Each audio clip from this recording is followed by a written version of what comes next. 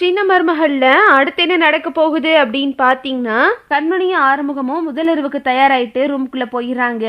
அப்புறம் மோகனா வந்துட்டு இந்த அத்தை எங்க காணோம், அத்தைக்கு மாத்திரை கொடுக்கவே இல்லை, அவங்கள ரொம்ப நேரமா ஆளை காணோம் அப்படின்னு சொல்லிட்டு மோகனா வந்து அப்பத்தாவுக்கு மாத்திரை கொடுக்கறதுக்காக ரூமுக்கு போறாங்க. அங்க அப்பத்தா பேச்சு மூச்சு இல்லாம கிடக்காங்க. அப்பத்தாவை வந்து அத்தை என்னத்த அத்தை எந்திரிங்கத்த இந்தாங்கத்த மாத்திரையை சாப்பிடுங்க அப்படின்னு சொல்லும்போது அப்பத்தாவுக்கிட்ட வந்து ஒரு அசைவும் கிடையாது. இங்க வாங்குங்க அப்படின்னு மோகனா கத்த ஆரம்பிச்சிடுறாங்க.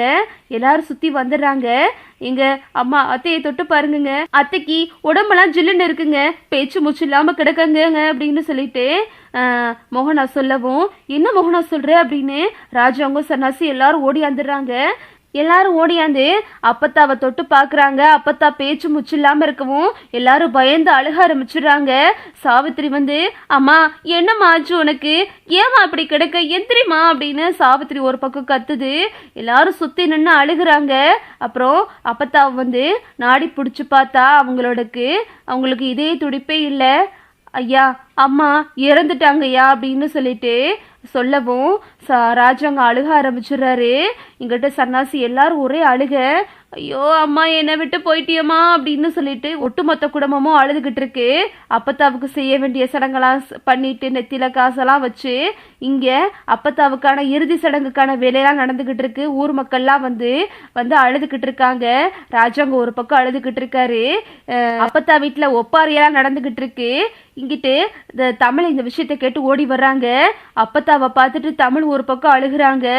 அம்மாச்சி என்னை விட்டு போயிட்டீங்களே அம்மாச்சி, என் பிள்ளைய கூட பார்க்காம போயிட்டீங்களே அம்மாச்சி, ஏமாச்சி இப்படி பண்ணீங்க அப்படின்னு தமிழ் ஒரு பக்கம் கதறிக்கிட்டு இருக்கு. பாரு தமிழே, அம்மாச்சி நம்மளெல்லாம் விட்டு போயிட்டாங்க அப்படின்னு மலரும் அழுகுறாங்க. இங்கிட்ட பார்த்தா அந்த ஈஸ்வரி வந்துட்டு சிரிச்சுக்கிட்டு இருக்கு. ஏம்மா என்னம்மா அப்பத்தா பொசுக்குன்னு போயிருச்சுமா இப்படி அப்படின்னு இந்த சித்ரா கேக்குது. எல்லாம் உன் அம்மாவோட பிளான் தாண்டி. அந்த கிழவிக்கு நைட்டு இந்த மலரு பால் கலந்து கொடுத்துக்கிட்டு இருந்தா, அந்த பால்ல நான் தான் விஷத்தை ஊத்திட்டேன் சித்ரா கிட்ட ஈஸ்வரி சொல்லும் போது இது கேட்டுட்டு சித்ரா ஷாக் ஆகுது. என்னம்மா சொல்ற? ஆமாண்டி, நம்ம திரும்பவும் இந்த வீட்டுக்குள்ள வரணும் அப்படின்னா ஏதாவது ஒரு பெரிய சம்பவம் நடக்கணும். இனி நமக்கு அதெல்லாம் நடக்க போறது கிடையாது. இந்த கிழவிய போட்டோம் அப்படின்னா இதை வச்சு நம்ம வீட்டுக்குள்ள வந்துடலாம் அப்படின்னு சொல்லிட்டு நேத்து பிளான் பண்ணேன். அதே மாதிரியே அந்த கிழவியும் நேத்து ஒரு மாதிரியா தான் தெரிஞ்சுக்கிட்டு இருந்துச்சு. அதனால இந்த மலரு பால் எடுத்துட்டு வாரேன்னு கிச்சனுக்குள்ள போனா, அந்த நேரம் பார்த்து நான் ஜன்னல் வழியா வந்து நான் வச்சிருந்த பூச்சி மருந்த அந்த பால்ல ஊத்திட்டேன். கிழவியும் தெரியாம குடிச்சிட்டு மயங்கி விழுந்துருச்சு. இப்போ எல்லாரும் வந்து ஒப்பாரி வச்சுக்கிட்டு இருக்காங்க அப்படின்னு இந்த ஈஸ்வரி சொல்லுது. நம்மளும் இதை சாக்கா வச்சு திரும்பவும் வீட்டுக்குள்ள வந்துடலாம் அப்படின்னு ஈஸ்வரி வந்து பேசிக்கிட்டு இருக்கு. அம்மா நல்ல பிளான்மா, ஆனா இப்படி ஏமா அப்பத்தாவை போய் பண்ண அப்படின்னு சித்ரா கேக்குது.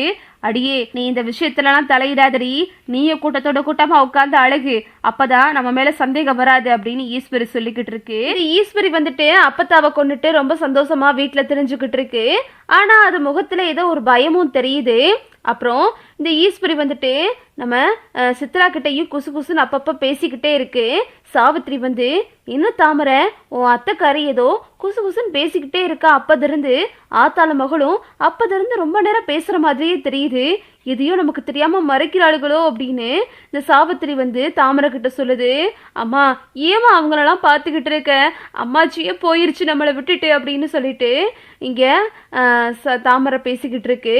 அப்புறம் தமிழ் வந்துட்டு கிச்சன்ல போயிட்டு எல்லாத்துக்கும் தண்ணி எடுத்து கொடுத்துக்கிறதுக்காக கிச்சனுக்கு போறாங்க. அங்க பார்த்தா ஜன்னல்ல வந்துட்டு ஒரு பூச்சி மருந்து பாட்டில் இருக்கு. இதை பார்த்துட்டு தமிழுக்கு அதிர்ச்சி ஆகிருது.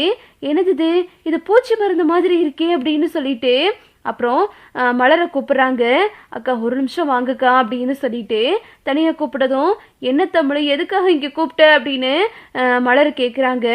அக்கா என்னக்காச்சு, யாருக்கு அப்பத்தாவுக்கு கடைசியா ஏதாவது கொடுத்தா அப்படின்னு கேட்கும்போது நான் தான் தமிழ் நேத்து அப்பத்தாவுக்கு பால் கொடுத்தேன், அந்த பாலை நான் கலக்கிக்கிட்டு இருக்கும் போது அங்க யாரோ கூப்பிட்ட மாதிரி இருந்துச்சு, அதனால நான் வெளியே போய் பார்த்தேன், ஆனா வந்து பார்க்கும்போது வெளியில யாருமே இல்ல.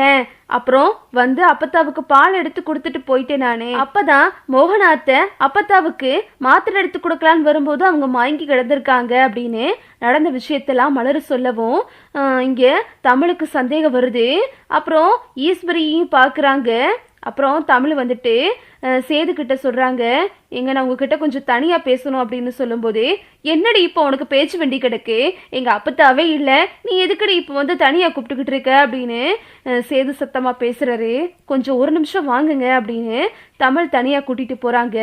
அப்புறம் தமிழ் வந்துட்டு சேது கிட்ட காட்டுறாங்க, எங்க இங்க நம்ம அடுப்படி கிச்சன்ல இத பூச்சி மருந்து கிடைச்சிச்சு, இதை யாரோ அப்பத்தா குடிக்கிற பால்ல கலந்துருக்காங்க, அதனாலதான் இப்போ நம்ம அப்பத்தா நம்மளை விட்டு போயிட்டாங்க அப்படின்னு தமிழ் சொல்லவும் இதை கேட்டுட்டு சேது அதிர்ச்சி ஆகிறாரு. என்ன சொல்ற அப்படின்னு. ஆமாங்க, இது யார் செஞ்ச வேலைன்னு தெரியல, இது கிச்சன்ல தான் இருந்திருக்கு. அதுவும் கரெக்டா மடரக்கா நைட்டு அம்மாச்சிக்கு பால் கொடுக்கும் போது யாரோ வெளியே கூப்பிட்ட மாதிரி இருந்திருக்கு. அவங்க வெளியே போயிட்டு வர்றதுக்குள்ளதான் இந்த விஷயம் நடந்திருக்குங்க. நம்ம யாருன்னு கண்டுபிடிக்கணும் அப்படின்னு இங்க தமிழ் வந்து சேது கிட்ட சொல்லவும் சேது அப்படியே கொந்தளிச்சு நிக்கிறாரு. இப்ப நீங்க எதுவும் பேச வேணாம், அப்பத்தாவோட இறுதி சடங்கெல்லாம் முடிஞ்சதுக்கு அப்புறம் நம்ம எதா இருந்தாலும் பாத்துக்கிருவோம் அப்படின்னு தமிழ் சொல்லவும் இங்க சேதுவுக்கு கோவம் வந்துருது.